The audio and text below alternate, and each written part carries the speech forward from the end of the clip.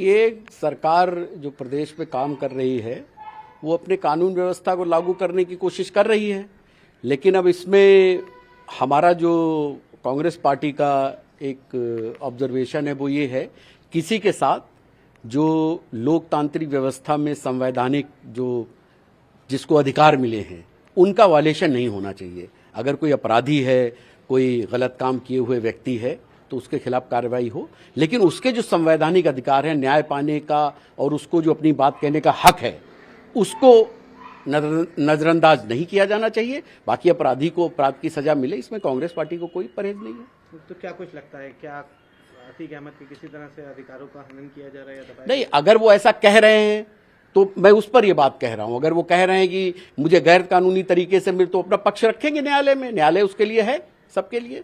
न्यायालय उनकी बात सुनेगा।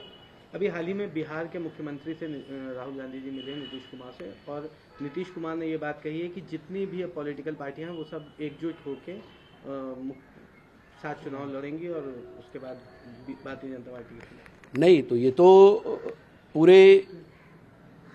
पूरे देश में ये मांग उठ रही है कि भारतीय जनता पार्टी की सरकार के खिलाफ जो मत है, चूंकि 37% मत बीजेपी को मिला है 2019 में, इसका मतलब ये हुआ कि 63% मत बीजेपी के खिलाफ है।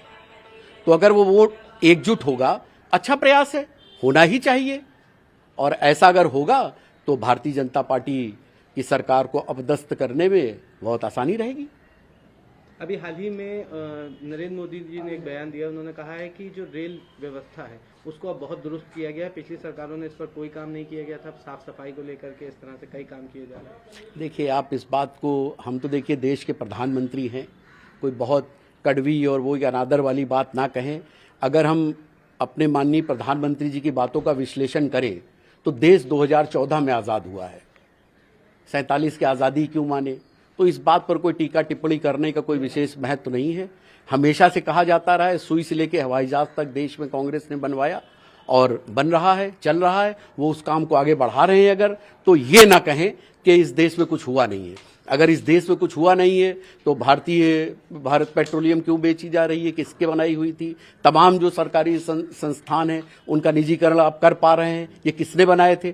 तो ये बातों में एक अंतहीन बहस है, इस पर हम नहीं पढ़ना चाह रहे। लेकिन ये ऐसा दिखाने का प्रयास ना करें कि देश 2014 में ही आज़ाद हुआ है, ये लोकतंत्र का अपमान है।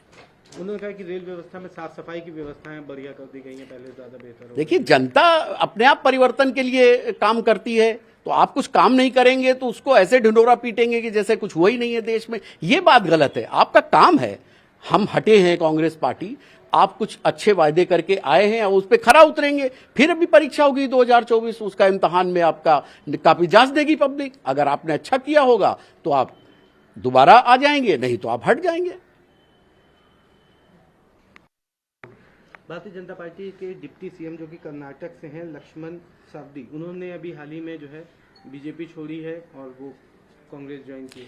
पूरी भारतीय जनता पार्टी की जो कर्नाटक इकाई है उसमें भगदड़ है। हार के डर से सारे लोग डरे हुए हैं। तो कांग्रेस भारी बहुमत से, बड़ी मेजॉरिटी के साथ कर्नाटक में सरकार बना रही है।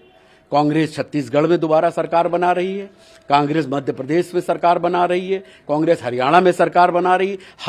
अब जो नया चुनाव आएगा, कांग्रेस उसमें एक ऐसे चौंकाने वाले परिणाम देगी जिसकी कल्पना भारतीय जनता पार्टी को नहीं है। जनता परिवर्तन का मूड बना रही है और ये संकेत लगातार विधानसभा चुनाव के माध्यम से चलेंगे और फाइनली लोकसभा 2024 में कांग्रेस के नेतृत्व में देश में एक नई सरकार आएगी जो इस देश का भला